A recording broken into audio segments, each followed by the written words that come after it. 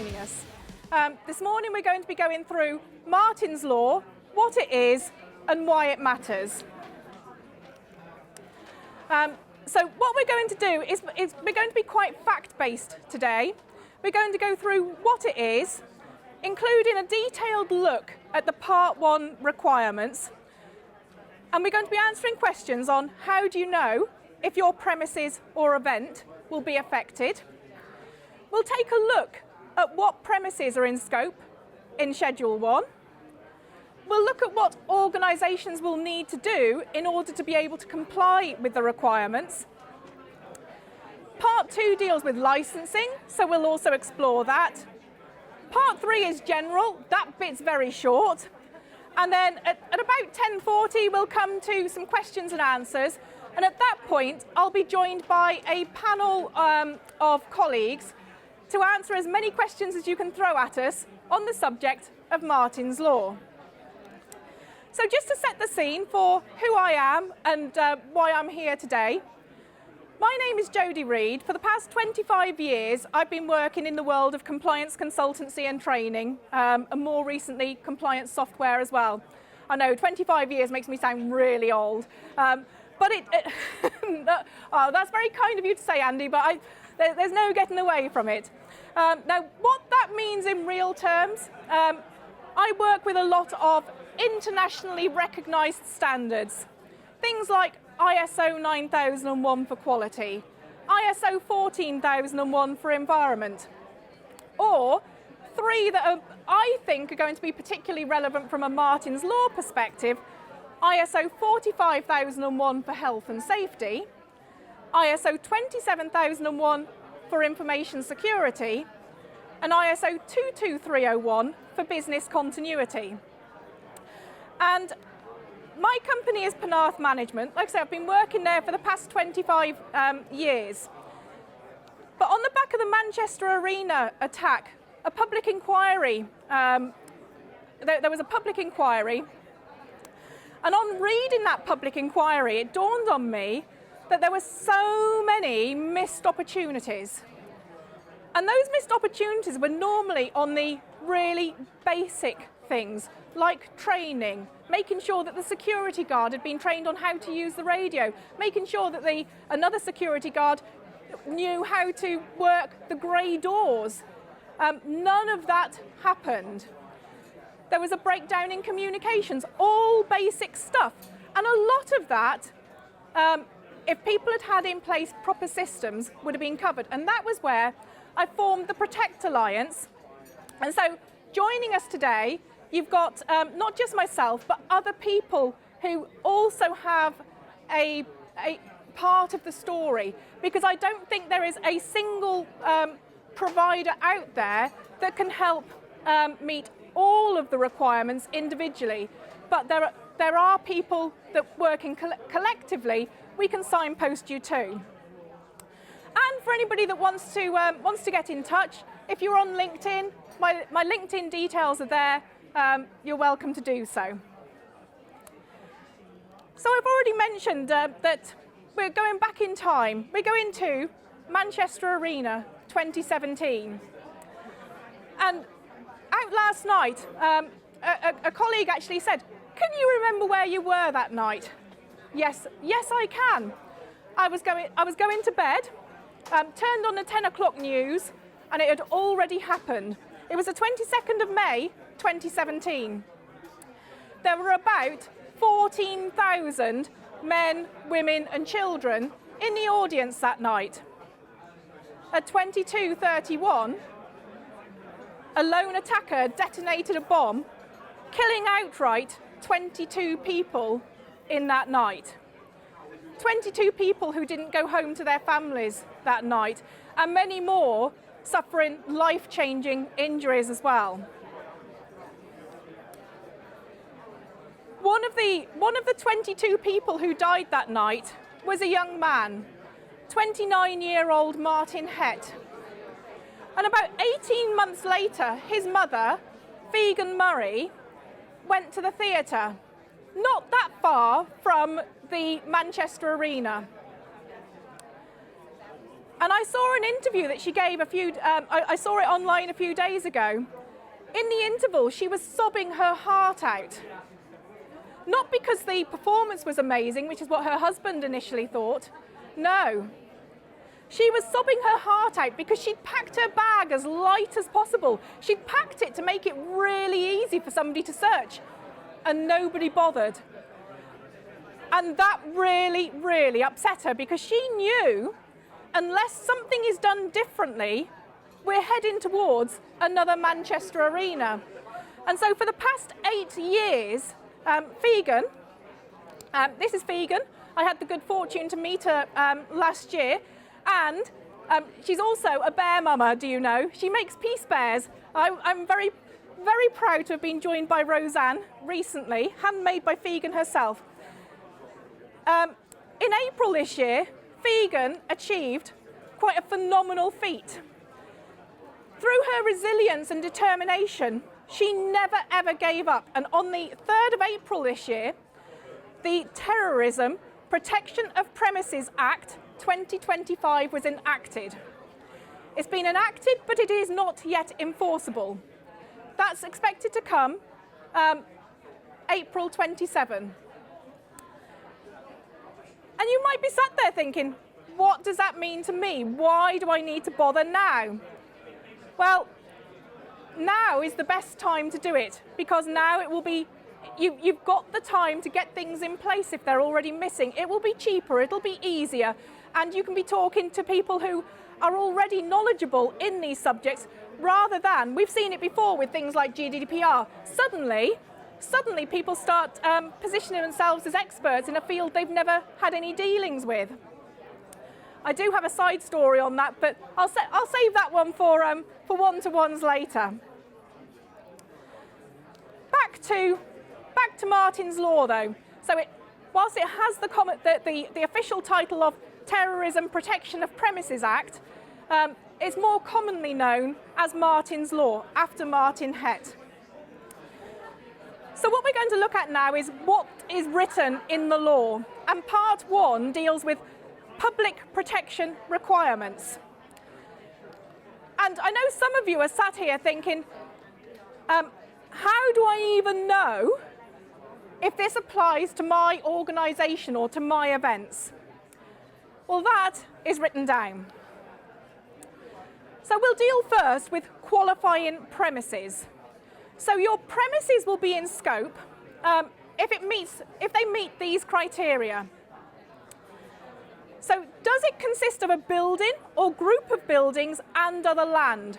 So in the picture, we've got here, as an example, a pub and associated pub gardens. So collectively, that could be premises in scope. A university campus could be or will be in scope. Next, is it wholly or mainly used for one or more of the purposes specified in Schedule 1? Now, that schedule is quite important, so we'll spend some time looking at what those premises are. And next up, it's reasonable to expect that there may be more than 200 people present. Now, an interesting aside, in the original draft, this was to do with members of the public. Now, written into the law, this includes people working the premises as well. So this is total number of people present. And it's useful to know that premises can be contained in other premises. So the most obvious example to me when I was putting this together was an example of a shopping mall where one individual shop could itself be in scope, but then the bigger shopping mall will also be in scope, and then there's other rules that apply as well. And we'll move on to those afterwards. But the legislation was always intended to be proportionate. So there are different levels that apply. Below 200 people, there are no additional legal requirements. But I'm going to say something that I always say when I share this slide. If we think back to Manchester, there was already a lot of existing legislation in place. There were health and safety requirements breached. There were security requirements breached.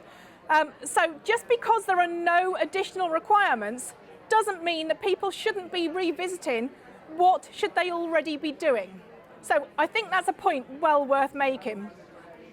However, for those organisations that have a premises with between 200 people and 799, those premises are qualifying, they are in scope, and they will need to do something different.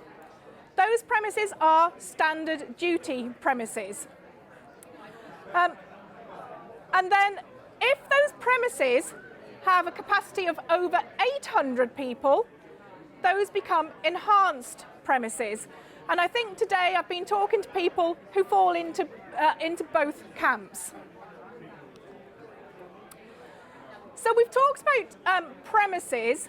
There are also events, and I'm guessing that might be of more interest from Simon's perspective at the back. So qualifying events only qualify if there are more than 800 people. So there is no standard tier for events. We're only talking of the equivalent level as an enhanced premises. And then, Simon, it's important to note that it only counts as a qualifying event if it meets these criteria. So if it is not held at a building or other land, it needs to be held at a building or other land, but they must not already be enhanced duty premises. Now the reason for that is, I think of this as a game of top trumps. Premises trump events. So if you've already got enhanced premises, you will already be covered under the premises. Members of the public will have access to the premises for the purposes of attending the event. It's reasonable to expect that there will be more than 800 people present in connection with the event. Now, I had an interesting conversation with somebody yesterday who runs events where during the course of the day they might have over 1,200 people, but they never have more than, say, 500 at a time. So actually that would put it out of scope. There are fact sheets, government fact sheets already in existence that talk through how you calculate your numbers. Okay, we'll spend more time on section E in a moment. Measures will be in place to secure or check members of the public who wish to access the event. So if I take the example of a screening of an outdoor cinema, for instance, that might be a ticketed event where people are only coming in with permission. And somewhere we've got, this is of interest because it's not taking place at a place of worship, childcare, primary, secondary or further education. In other words, if you're a place of worship, you run a children's nursery, a school or a college, events are out of scope. I said that we'd spend a bit more time on clause E there. So that goes a bit deeper. So measures will be in place to secure or check members. Now, I think there's a word missing here. Where it says have paid to do so, I think it's missing a little or after the comma. And the reason I'm convinced of that is if you look at the fact sheet, there is a government fact sheet that talks about this. It does say, of course, free events are also in scope. And of course, why wouldn't they be? Just because you've got a free event doesn't mean that people are going to be less at risk. So it can be have tickets or access. So this means that out of scope, some of the events that you might expect, things like the Christmas markets where we've seen attacks in recent times, or things like marathons, believe it or not, are actually out of scope unless they can manage that entire route. So there are some things that you would expect to be in scope that are currently outside because you cannot manage the logistics. And it can apply to members and guests of clubs, associations, so sports societies, those are also in scope. So let's take a look at the premises and understand those in a bit more detail. We've already mentioned shops. That's quite an obvious one. And something like the shopping mall that I gave an example of before, that's easily foreseeable. You can understand that. But some of the things that are less obvious are things like garden centres. Now imagine, certainly at this time of year, as Santa's getting ready to come and visit, they get busier than usual as well. So it's likely that some of the less obvious places associated with retail will also be in scope. Food and drink establishments. Now this only applies, by the way, to sit-down environments, not to takeaway. And again, I've got another story to share with you on another occasion, because I'm mindful of the time. Entertainment and leisure activities. Now here, I've put the leisure in orange because this is something that's changed from the original draft version of the legislation. Now, entertainment, it originally covered a relatively small number of activities, things like theatres and cinemas. Now, this incorporates what was also covered in the previous scope. So it will include things like boxing, it will include darts, it will include your bowling alleys. Basically, if it's entertainment, it goes in there. Sports grounds. Well, here we are today in Cardiff City Stadium. You can see why. I'm not sure what the capacity is here, but you can imagine if something happened, there's going to be a lot of people involved. We've also got things like libraries, museums and galleries are in scope as well. Now, halls, etc. isn't a very helpful title. And when I did this, I was thinking more about sort of conference centres, but the more I've looked, the more I've seen. Town halls, community halls, basically any type of hall, or I double-checked the wording in the actual Act this morning, venues for hire for activities. So I know that fits in with some of the people we've got in the audience today. So halls are in scope if they meet the previous criteria. Visitor attractions. So you think tourism, you think zoos. Zoos and aquariums come in scope as well. But if it's a tourist attraction, it's in scope. Now, there are some times where, interestingly, you may have to ask yourself, what is the venue? And I say that because on one of our previous webinars, I was including a story of York Minster, which I remember going up in flames when I was a little girl many years ago. But when I was looking that up, what was interesting is the obvious thing that comes to mind when you think of York Minster is place of worship. But actually, when you start to look at the number of visitors that it has each year, you have to question, actually, does that make it a tourist attraction? Does it actually do more from tourism than it does? Now, in the case of a place of worship, that would actually change whether it's got certain exemptions or not. So it is important to understand how these things come together. Hotels. Now, hotels, etc., includes hostels, and it includes holiday parks as well. Place of worship. So I know we've got some furious scribbling going on here because we have got places of worship are in scope, but they are to be treated as standard tier even if there are more than 800 people present. Healthcare. So hospitals, for instance, are in scope. And certainly you think of some of the challenges that hospitals have faced. I can still remember things like NHS cyber attacks are a good example of something that Chris will be able to talk about in more detail. But think if you've got highly oxygenated systems, it'd be very easy to do some serious damage in an environment where you've got people less able to get themselves out. So healthcare is in scope. So too are bus stations, railway stations, etc., unless they're covered by British Transport Police.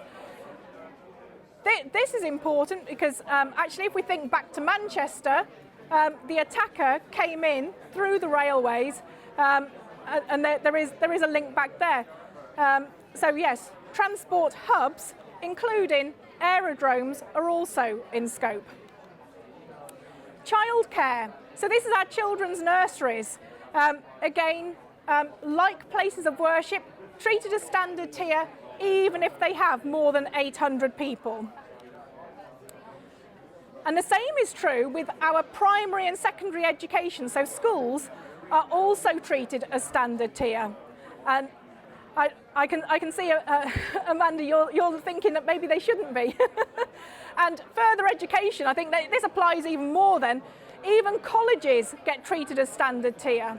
Now, apparently, the rationale for this goes back to schools and colleges supposedly having a higher level of controls in place already established. That's essentially the essence of it. Universities, however, will be enhanced if they have more than 800 people. And the last part in this is public authorities. So I've changed the original picture on here and I've included a town hall because we've had a lot of people coming through. We've had a lot of town councils signing up, and town councils often have the town hall with a cinema environment and perhaps a theatre environment. And they might be responsible for organising events like the Remembrance Parade or Christmas light switch on and all sorts of things like that. So now we know who is in scope. What do you need to do? Well, firstly, there will be a responsible person.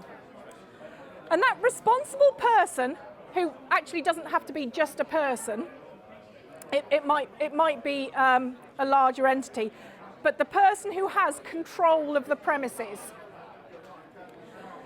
And even for events, it's the person in control of the premises at which the event is being run. So if we take the example of this venue, today we're in a football stadium, but if somebody wanted to put on a concert, Cardiff City Football Club would still be responsible, would be the responsible person for the event. Now I said it doesn't necessarily have to be one individual, so things like a university, it might be the organisation as a whole that's designated as the responsible person, but then they would have to designate a senior individual. And it's important that this person has a certain level of authority to be able to make sure things get done. This cannot be given to a junior member of staff. This is an important job with lots of responsibility. So there will need to be a designated senior individual. And then we come on to the public protection procedures. And what the Act actually says is, so far as is reasonably practicable. Now this is a word that this is a phrase that anybody working in health and safety has known for years. But we'll explore it in a moment. So far as is reasonably practicable, there is an obligation to reduce the risk of physical harm being caused in the act of terrorism, if it were to occur at the premises, at the event, or in the immediate vicinity. But for those that haven't been involved with health and safety for a while, what does that even mean? Okay, let's take a look. So we're going to go back even further in time now. And we're going to look at things like the Health and Safety at Work Act, like I've said, has been talking about this for years. If we go back further in time to 1949, there was a case, Edwards versus the National Coal Board. Now, unfortunately, Mr. Edwards died after the supporting structure gave way. The National Coal Board argued it was too expensive to shore every inch of those structures. And Judge Asquith agreed. He said that it needed to be reasonably practicable. It's a much narrower term than everything must be done. So think back to that terminology I've talked about: reasonable, proportionate, practicable. So it's a narrower term, and implies the need for risk assessment. Now, I've gone through this because, unfortunately, in the standard duty, it doesn't specifically mention these all-important words of risk assessment, and yet that is exactly what it means when it's talking about so far as is reasonably practicable.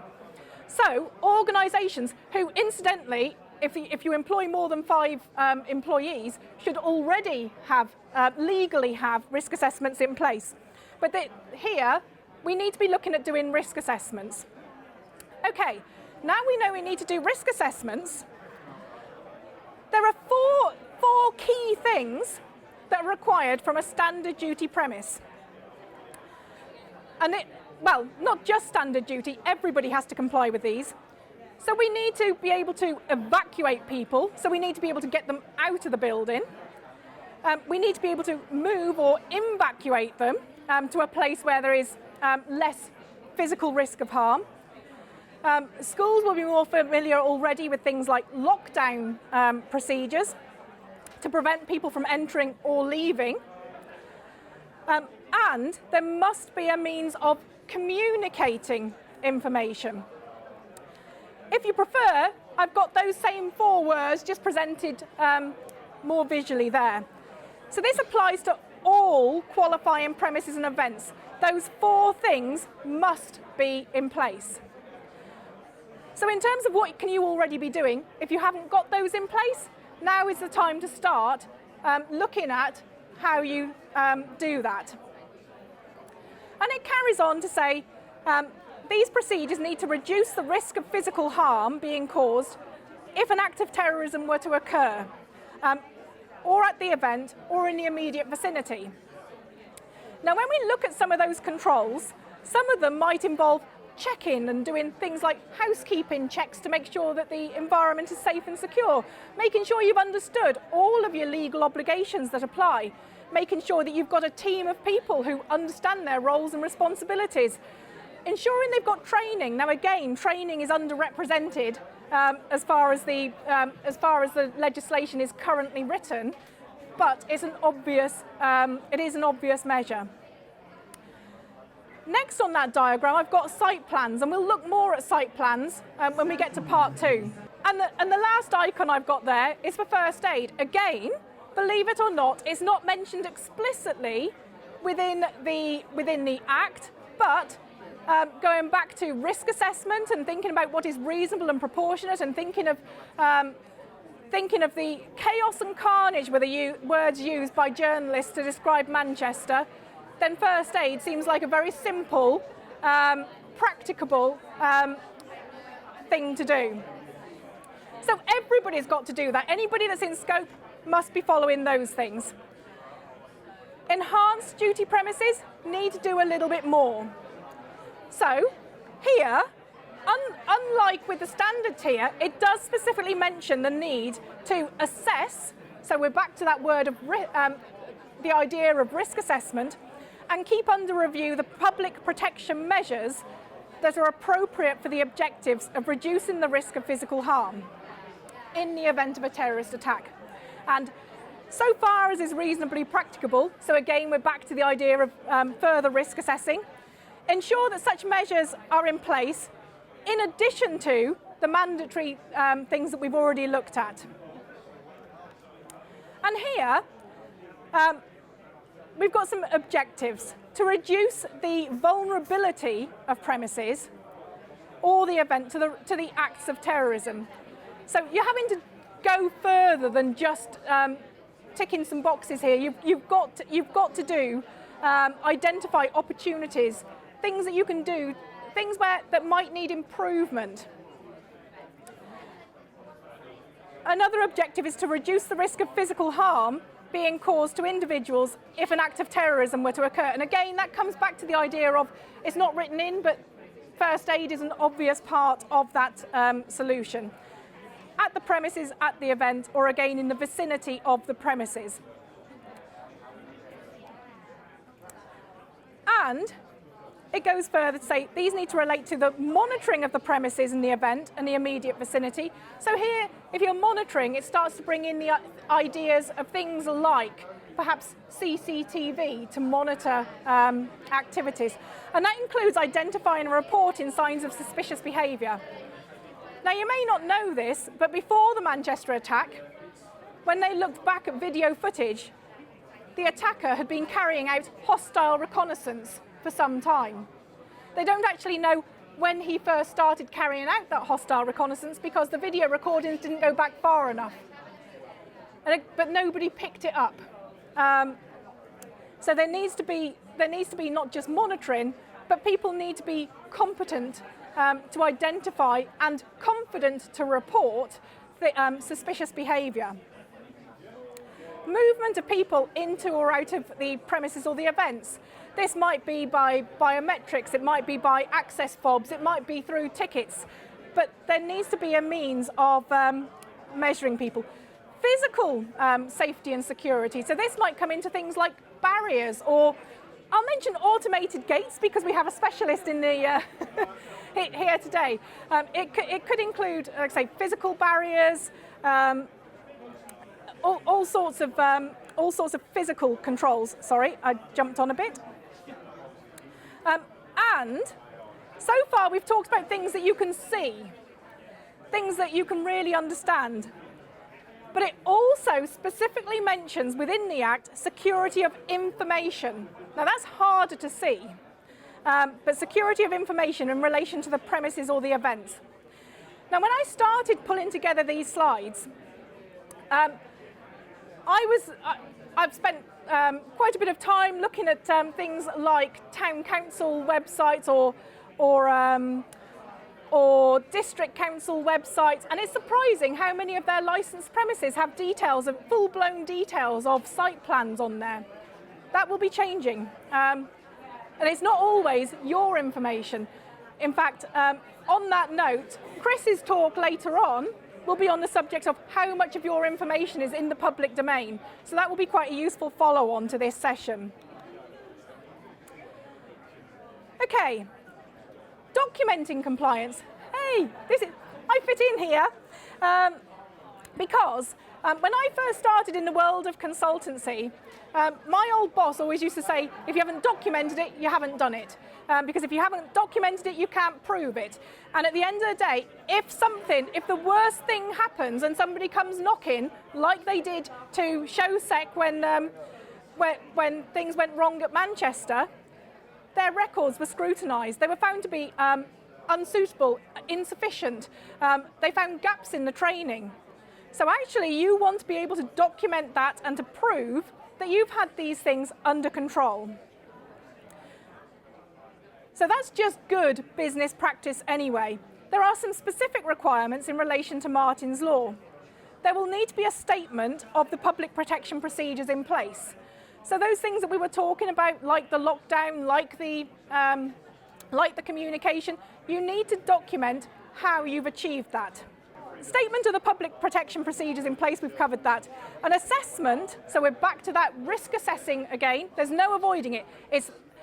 These things are going to be site-specific. You have to assess the risks of how those procedures may be expected to reduce the risk.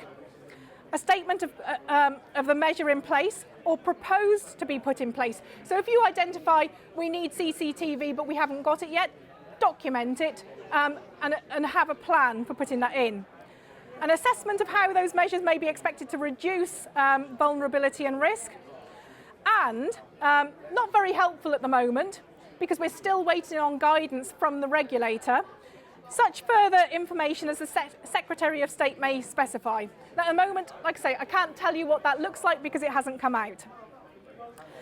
And must provide to the Security Industry Authority, the SIA, they are going to be the regulator, as soon as possible after it's prepared or revised. Again, I can't tell you exactly what format that's going to be because we're waiting on guidance. If you hear of things, if you hear of Section 27 guidance, that's what we're waiting for at the moment. Now, I mentioned that there are certain places that are going to need to demonstrate coordination and cooperation. So if more than one person is responsible for a qualifying premises, think back to that shopping mall with multiple different units inside. They must, so far as is reasonable, so far as is reasonably practicable, coordinate with one another. So, the regulator. They were finally named as being the Security Industry Authority. And what we do know is that a person who becomes, or indeed ceases to be, responsible for qualifying premises or events must notify the SIA. We do know that needs to be within a required time frame. We don't know what the time frame is. Must include specified information, but we don't know what that is. Must be in a specified form. Can't tell you what that form looks like. And must be made in a specified manner. I can't tell you yet whether that's going to be online or submitted via post, but we know that these things are going to come out. So this is part of what we're still waiting for. Now I see it this way, that the regulator has two main roles: support and guidance on one side, investigation and enforcement in the other. The role of the regulator on the guidance side, they must provide guidance. We're still waiting on it. Must provide advice. So until that guidance comes out, we've got no feel for what that advice is going to look like. And they need to keep under review the effectiveness of the requirements in terms of reducing risk and vulnerability. So essentially, even when it gets published, that can change. So we will need to continue to monitor what that looks like. On the enforcement side, they will have the ability to exercise investigatory powers for assessing compliance. So we're back to document it so that you can prove it's been done. And they'll have the ability to take enforcement action. That enforcement action can be in the form of compliance notices, restriction notices, penalty notices, and financial penalties, the details of which I fully expect to be published in their guidance in due course. Now, don't worry, we've only covered part one. The rest of this is very short now. Licensing, disclosure of plans of premises. Currently, premises that serve alcohol fall under the Licensing Act of 2003, or in Scotland, the Licensing Scotland Act of 2005. They have to do certain things, but the legislation here changes what's required in relation to site plans. Essentially, they will be required to submit two versions: a detailed version for the benefit of the local licensing authority, and a less detailed version for the benefit of the public. So that, again, to reduce the amount of information that's available to the to a hostile actor. Part 3 is even quicker. Part 3 basically says that regulations can be made under this act, a bit like the Health and Safety Act is an umbrella act with lots of supporting health and safety legislation. So I anticipate that there will be additional regulations. The extent, what that means is it covers England, Wales, Scotland, Northern Ireland. Commencement, we know it's not going to be any earlier than April 2027. We do currently believe that's when it's going to take place. And the last part of this, the short title, is the only title I know it by, the Terrorism Protection of Premises Act 2025. So, in terms of a recap, we've looked at why Martyn's Law has been introduced. We've looked at what the law requires and when it's going to be enforceable. And hopefully, you'll agree with me that in terms of why it matters, I think it matters because every man, woman and child deserves to be able to go home at the end of the day. We've also looked at what you can already be starting to do to take steps forward.